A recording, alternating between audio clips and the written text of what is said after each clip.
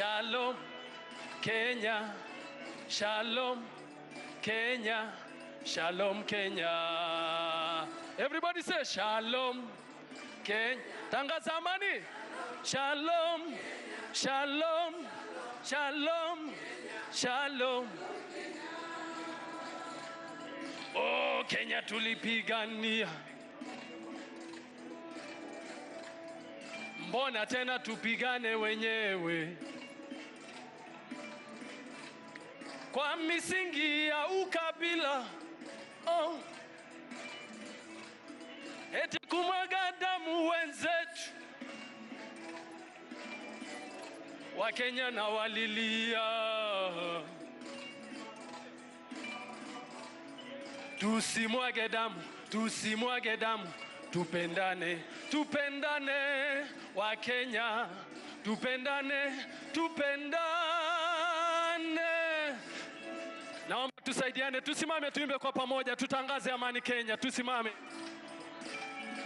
Wanakwaya.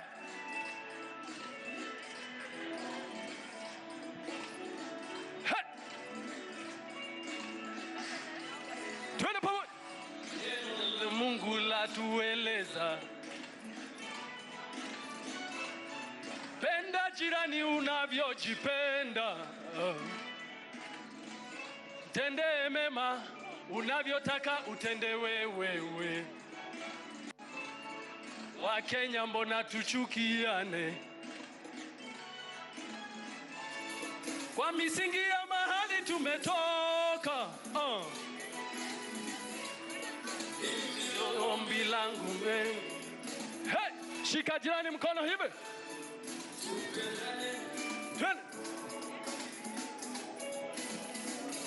Tuangaliane. Hey. Wakenya, Wakenya, Wakenya. Ningependa kuona Kenya nzuri. Hey. Hey. Baada ya 2022. Wakenya, hey. Kenya, oh Kenya, Kenya. Tuna. Kenya. Shalom. Kenya. Shalom. Kenya. Shalom Kenya. Ati nini? Shalom. Kenya. Tunasema amani. Hey. Kenya. Hey. Shalom. Kenya. Shalom Kenya.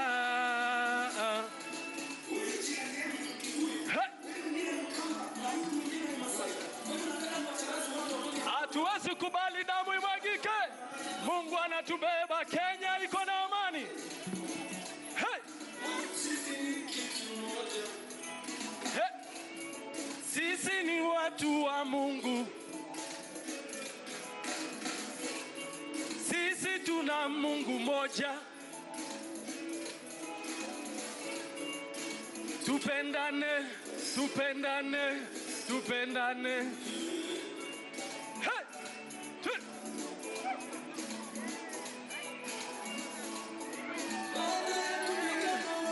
Hakuna kupigana Kenya. Tunasema amani, amani, amani, amani. Hey! Hatuwezi kubali. Twende pamoja hivi. Hey! Hey! Tupendane, tupendane. Tupende nchi yetu. Hey! Jirani zetu. Hey! Hatutakubali. Hey! Hey, biashara zetu Mungu analinda. Wapi vigelegele? Nchi ya Kenya Mungu anaipenda. Wapi vigelegele? Tumepewa na Mungu. Tupendane, tupendane, tupenda. Shalom Kenya. Twende pamoja. Shalom Kenya. Shalom. Shalom Kenya. Shalom Kenya. Shalom Kenya. Shalom Kenya. Langu makosa yao. Ikiwa tutatubu makosa yetu, Mungu abariki. Hey! Inji yao. Iyo ombi langu leo. Tunasema Wakenya tupendane, tupendane. Twende sasa.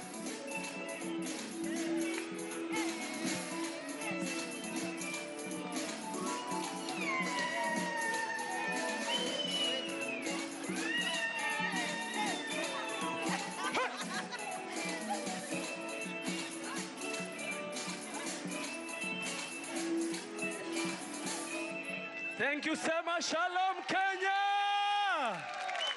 Thank you so much.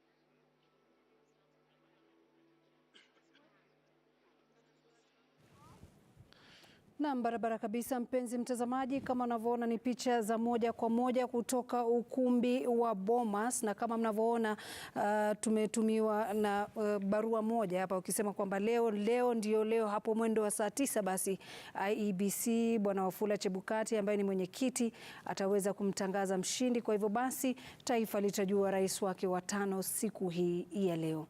Naam, nafikiri kinachoendelea kule ilikuwa ni baadhi tu ya kwaya zikiwa zina imba nyimbo za kitaifa na pia vile za kidini, ambazo nyimbo nyingi zinazungumzia mshikamano, umoja, amani na upendo, ikizingatiwa wazi kwamba siku hii ya leo baada ya matokeo haya kutangazwa kuna haja sana ya taifa kuja pamoja ili iweze kutimiza malengo ya sababu ambayo wazee wetu walijitokeza na kupigania uhuru wa taifa hili la Kenya. Kwa hiyo katika kiwambo chako cha runinga ukiangalia sehemu ya kwanza ni picha za moja kwa moja, sehemu ambayo imetengewa mahususi ya kusubiri mwenyekiti Wafula Chebukati, na sehemu nyingine ni baadhi tu ya wale ambao walikuwa waangalizi katika uchaguzi huu kuanzia tarehe 9 mwezi wa 8, na pia vile baadhi ya viongozi ambao wanawakilisha vyama tofauti vya kisiasa, mirengo tofauti ya kisiasa, ikiwa ni siku ambayo kweli ina tumbo joto, maana kufikia sasa ni kama kila aliye pale anaamini kwamba ataondoka na tabasamu. Lakini ukolo mambo ni kwamba wote hatuwezi kuwa washindi. Asiyekubali kushindwa si mshindani. Lazima upande mmoja utaondoka na tabasamu, upande mwingine labda utaondoka na kuridhika na kusubiri wakati mwingine. Kwa nafikiri hiyo ndio hali halisi kwa sasa hivi, simu kwa wingi, subra kwa wingi. Lakini taarifa kama ulivyosema Lulu imetolewa rasmi kwamba saa 9 mwenyekiti Wafula Chebukati atakuwa anazungumza na taifa la Kenya. Kama unavyoona ni tofauti na mwaka 2017 ambapo mirengo yote miwili iko ndani ya ukumbi wa Bomas. Mwaka 2017 ilikuwa ni tofauti kidogo, mshindi alikuwa anaweza kujulikana, lakini kwa wakati huu mambo ni tofauti, kila mmoja anatabasamu. Lakini baada ya saa 9 tutajua ni yupi ambaye ataendelea kutabasamu. Lakini tunajua wazi kwamba baada ya saa 9 taifa litatabasamu kwa sababu lazima taifa lisonge mbele. Naam. And so far you will say that it's just about an hour 20 minutes to go, and as you're saying, in 2017 a time like now, the country had an indication of who was going to be declared winner because of obviously nilisikia jana vinaitwa viwambo, the displays of the tally. When they started tallying at the Bomas of Kenya, I remember one of the days that I was there in the night, and you could see that at that time they had tallied about 2 million votes, and they were showing who had what percentage. Now, as of yesterday and even this morning, there's no display of the tallying, despite having already announced, is it 259 constituencies out of 290 plus 1.